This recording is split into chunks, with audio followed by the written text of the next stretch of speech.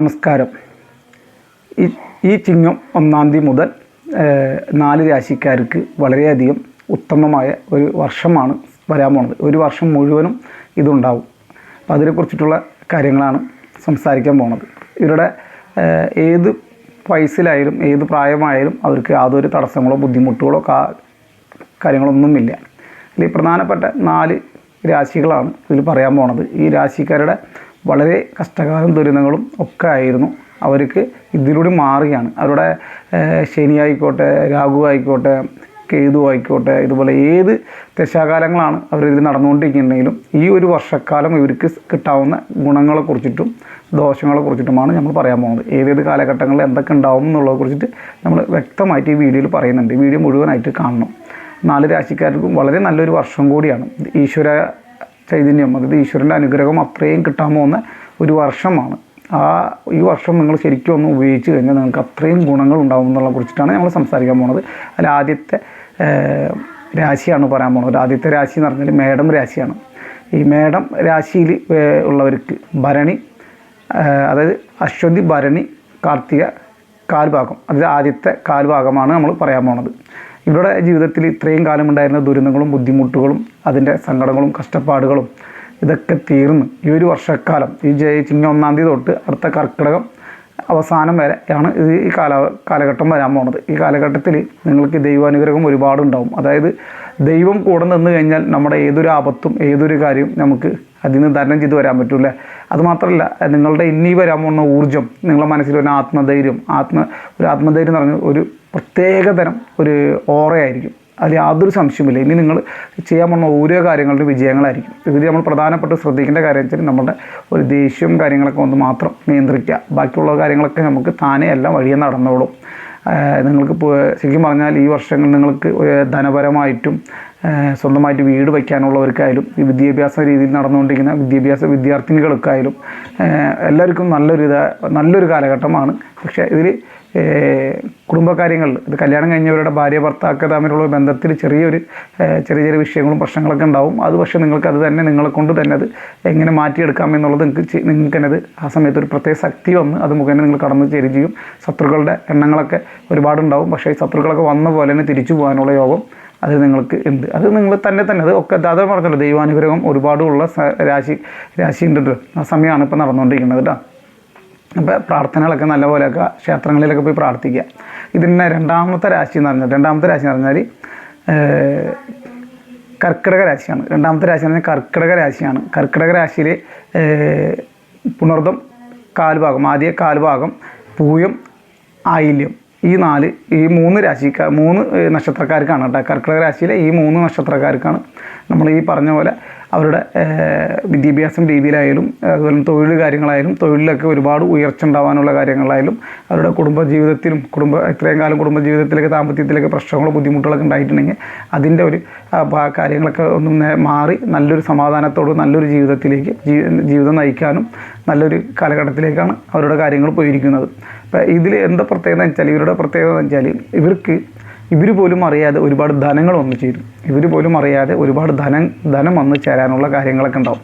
അപ്പോൾ ഈ സമയങ്ങളിൽ നിങ്ങൾ ധനം വരുന്നത് ഇതുപോലെ നിങ്ങൾ ഈ സമയങ്ങൾ എന്താ നിങ്ങൾ ചെയ്യാൻ വെച്ചാൽ ചിലപ്പോൾ ഈ ചിറ്റി പോലെയോ അല്ലെങ്കിൽ മണി ചെയിൻ പോലെയുള്ള കാര്യങ്ങൾക്കൊക്കെ പോകാനും ഓൺലൈൻ ഗെയിം റമ്മി പോലുള്ള ഇതിലൊക്കെ ചെന്ന് പെടാനുമുള്ള സാധ്യതയും കാണിക്കുന്നുണ്ട്. അതായത് അപ്പോൾ അത് മുഖേന കുറച്ച് ധനപരമായ നഷ്ടങ്ങളും കാര്യങ്ങളൊക്കെ സംഭവിക്കാനുള്ള കാര്യങ്ങളുണ്ട്. അത് നിങ്ങൾ തന്നെ സ്വയം ശ്രദ്ധിച്ച് നിയന്ത്രിച്ച് മുന്നോട്ട് പോകണം. ദൈവാനുഗ്രഹം നല്ലൊരു ദൈവാനുഗ്രഹമുള്ള സമയമാണ്. അതിൽ നമ്മളെ രാശിയിൽ വേഴം വന്ന് നിൽക്കുന്ന സമയം എന്ന് പറഞ്ഞാൽ വേഴമാണ് ഏറ്റവും വലിയ രാശി. വേഴം വന്ന് കൂടെ നിൽക്കാന്ന് പറഞ്ഞാൽ ദൈവം കൂടെ വന്ന് നിൽക്കാമെന്ന് പറയാം. ദൈവത്തിൻ്റെ അനുഗ്രഹം നമുക്ക് എപ്പോഴും ഉണ്ടെന്നാണ് അർത്ഥം. അത്രയും ശക്തിയോട് കൂടി ദൈവം നിങ്ങളുടെ ഇതിലേക്ക് എത്തിയിട്ടുണ്ട്. അപ്പോൾ അതുകൊണ്ടാണ് പറയുന്നത്. അപ്പോൾ ഈ 3 നക്ഷത്രക്കാരും ഈ ഓൺലൈൻ റമ്മി പോലുള്ള ഇങ്ങനെയുള്ള കാര്യങ്ങളിലേക്ക് ഒന്നും പെടാതെ, ഈ മണിച്ചേൻ പോലുള്ള കാര്യങ്ങൾക്ക് പെടാതെ അത് മാത്രം ശ്രദ്ധിച്ചു പോയി കഴിഞ്ഞാൽ ധനപരമായിട്ടും എല്ലാ കാര്യങ്ങളും കൊണ്ടും വളരെ രാശിയുള്ള സമയം നല്ല അനുകൂലമാണ്. അതായത് ഈ ചിങ്ങം 1-ാം തൊട്ട് അടുത്ത കർക്കിടകം അവസാനം വരെ ഉണ്ട് കേട്ടോ. അതുപോലെ മൂന്നാമത്തെ രാശി എന്ന് പറഞ്ഞാൽ മൂന്നാമത്തെ രാശി തുലാം രാശിയാണ്. തുലാം രാശിത്തിന് വേഴം ഇതുപോലെ തന്നെ വേഴം നല്ലപോലെ പ്രകാശിക്കുന്നുണ്ട്. ദൈവാനുഗ്രഹം ഒരുപാട് എത്തിയിട്ടുണ്ട്. ഈ 1-ാം തീയതി തൊട്ട് നിങ്ങൾക്ക് അതിൻ്റെ ഗുണങ്ങളും കാര്യങ്ങളൊക്കെ കിട്ടിത്തുടങ്ങും. അപ്പോൾ എന്തായാലും കാര്യങ്ങളൊക്കെ ശ്രദ്ധിക്കുക. നിങ്ങളുടെ കാര്യങ്ങളിലും ചില വളരെ പ്രധാനപ്പെട്ട ശ്രദ്ധിക്കേണ്ട വാഹനങ്ങൾ, വാഹനം കാര്യങ്ങളൊക്കെ ഓടിക്കുന്ന സമയങ്ങളൊക്കെ ഒന്ന് വളരെ ശ്രദ്ധിച്ച് സൂക്ഷിച്ച് മുന്നോട്ട് പോവുക. അതിൻ്റെ ചെറിയൊരു അസ്വാഭാവികമായിട്ടുള്ള കാര്യങ്ങളൊക്കെ എന്തെങ്കിലും സംഭവിക്കാതിരിക്കാൻ ദൈവം ഒരുപാട് സപ്പോർട്ടുണ്ട്, ദൈവം സഹായിക്കുന്നുണ്ട്, ദൈവാനുഗ്രഹമുള്ള സമയമാണ്. അപ്പോൾ ഇതൊക്കെ ഒന്ന് ശ്രദ്ധിച്ച് മുന്നോട്ട് പോവുക. ഇത് കൂടാതെ നിങ്ങൾക്ക് വെച്ച് കഴിഞ്ഞാൽ നിങ്ങൾ സ്വന്തമായിട്ട് വീട് വയ്ക്കാനുള്ള യോഗം ഉണ്ട്. അതുപോലെ ഒരു വീടുണ്ടെങ്കിൽ വേറൊരു വീടും കൂടി വാങ്ങാനും ഭൂമി വാങ്ങാനും നിങ്ങളുടെ പാരമ്പര്യമായി ഉണ്ടായിരുന്ന സ്വത്തുക്കളും അവകാശങ്ങളൊക്കെ നിങ്ങൾക്ക് കൈവന്ന് ചേരാനും നിങ്ങളുടെ മക്കൾക്ക് നല്ലൊരു വിദ്യാഭ്യാസം നേടിക്കൊടുക്കാനും മക്കളുടെ കാര്യങ്ങളിൽ ഒരുപാട് ശ്രദ്ധകളുണ്ടാവാനും മക്കളുടെ കല്യാണം കാര്യങ്ങളൊക്കെ ഉണ്ടെങ്കിൽ അതിനൊക്കെ ഒരു നല്ലൊരു വരനെ കിട്ടാനൊക്കെ നല്ലൊരു സമയം കൂടിയാണ്. ഇപ്പോൾ അതുപോലെയാണ് അവർ നിൽക്കുന്നത്. ആ രാശിക്കാരെന്ന് വെച്ചാൽ ചിത്തിര, ചോതി, വിശാഖം ആദ്യ ഭാഗക്കാർക്കാണ് ഇതിൻ്റെ അനുകൂലം കിട്ടുക കേട്ടോ. അപ്പോൾ ഇതാണ് ഇതിൻ്റെ ഒരു പ്രത്യേകതയായിട്ട് ഇവിടെ ഇപ്പോഴത്തെ സമയങ്ങളിൽ നിൽക്കുന്നത്. അപ്പോൾ അതുകൊണ്ട് നിങ്ങൾക്ക് എല്ലാം കൊണ്ടും ധനവരുമാനം കാര്യങ്ങളൊക്കെ എല്ലാം കൊണ്ടും ഒരു മനസ്സമാധാനമായി നല്ലൊരു വർഷമാണ് നിങ്ങൾക്ക് വന്നിരിക്കുന്നത്. ഇതൊരിക്കലും നിങ്ങൾ വിട്ട് കളയരുത്. ഇതൊന്നും നല്ല രീതിയിൽ നിങ്ങൾ ശ്രദ്ധിച്ച് മുന്നോട്ട് പോവുകയാണെങ്കിൽ ഈ ഒരു വർഷം നിങ്ങളുടെ വളരെ പ്രധാനപ്പെട്ട ഒരു വർഷമായിരിക്കും. ഈ ഒരു വർഷം കഴിഞ്ഞോടുകൂടി നിങ്ങളുടെ ശ്രദ്ധ മാത്രം ഉണ്ടായാൽ മതി. അത് നിങ്ങൾ സൂക്ഷിക്കുക. നിങ്ങൾ ചെയ്യുന്ന ഓരോ കാര്യങ്ങളും വളരെ സൂക്ഷ്മതയോടെ ചെയ്തു കഴിഞ്ഞാൽ വളരെ ഉയരങ്ങളിലേക്ക് എത്താനും ഇത് മുഖേന നിങ്ങളുടെ അടുത്ത തലമുറയും അതിന് പിന്നെ വരുന്ന തലമുറകൾക്കും അത് ഗുണം ചെയ്യാനുമുള്ള ഉപകാരത്തിലേക്ക് നിങ്ങളെ കൊണ്ട് എത്തിച്ച് അവർക്ക് ഏൽപ്പിച്ചു കൊടുക്കാനുള്ള അത്രയും മറ്റു ഉയരത്തിലേക്ക് എത്താനുള്ള സാധ്യത കൂടുതലാണ്. അപ്പോൾ അതുപോലെ തന്നെ അടുത്ത 4ാമത്തെ രാശി എന്ന് പറഞ്ഞാൽ വൃശ്ചിക രാശിയാണ്. വൃശ്ചിക രാശിയിൽ ജനിച്ചവർക്കാണ് കേട്ടോ. വൃശ്ചിക രാശിയിൽ ജനിച്ചവർക്കാണ് ഈ പറയാൻ പോണത്. അതായത് വിശാഖം അടുത്ത 3/4 ഭാഗം, അതായത് ആദ്യ കാൽഭാഗത്തിൻ്റെ പറഞ്ഞു, ഇത് അടുത്ത 3/4 ഭാഗം വിശാഖരാശി, അതുപോലെ അനിഴം, തൃക്കട്ട, ഈ 3 രാശിക്കാർക്കാണ്. ഈ 3 രാശിക്കാരുടെ പ്രധാനമായിട്ട് ശ്രദ്ധിക്കേണ്ട കാര്യങ്ങളാണ് ഇപ്പോൾ പറയാൻ പോകുന്നത്. ശ്രദ്ധിക്കേണ്ടത് ദൈവാനുഗ്രഹം, വേഴമാറ്റത്തിൽ ദൈവാനുഗ്രഹം ഒരുപാടുള്ള സമയമാണ്. ദൈവം നിങ്ങളുടെ എല്ലാ കാര്യങ്ങളും കൊണ്ടും ശ്രദ്ധിക്കും, എല്ലാം ചെയ്യും, യാതൊരു പ്രശ്നമില്ല. പക്ഷേ നിങ്ങളുടെ കാര്യങ്ങളെന്ന് വെച്ചാൽ നിങ്ങളുടെ സുഹൃത്തുക്കളും നിങ്ങളുടെ ബന്ധുക്കാർ ഭാഗത്തു നിന്നും വരുന്ന യാതൊരു അതായത് ഇവരുടെ ഭാഗത്തുനിന്ന് വരും നിങ്ങൾക്ക് ഒരുപാട് സഹായം ചെയ്യുന്ന രീതിയിൽ സഹായിക്കുന്നവരെ സഹായിച്ചുകൊണ്ട് പിന്നീട് അത് അവർക്ക് തിരിച്ച് ആ സഹായം ചോദിക്കുന്ന രീതിയിലേക്ക് അവർ എത്തും.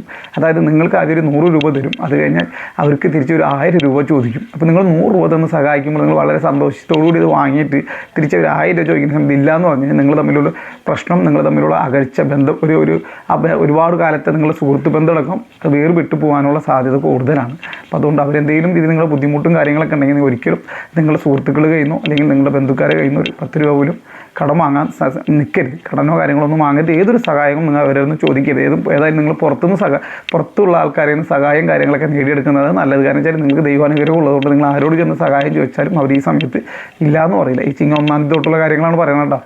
അതായത് ആ ചിങ്ങം എന്ന് പറഞ്ഞാൽ 2026 ഓഗസ്റ്റ് 17-ാം തീയതി തൊട്ട് 2027 ഓഗസ്റ്റ് മാസം, അതായത് ഈ ചിങ്ങം 1 കർക്കിടകം അവസാനം വരെ, അടുത്ത കർക്കിടക അവസാനം വരെയുള്ള കാര്യങ്ങളാണ് പറയുന്നത് കേട്ടോ. അപ്പോൾ ഈ 4 രാശിക്കാരുടെയും കാര്യങ്ങൾ അതാണ് പറയുന്നത്.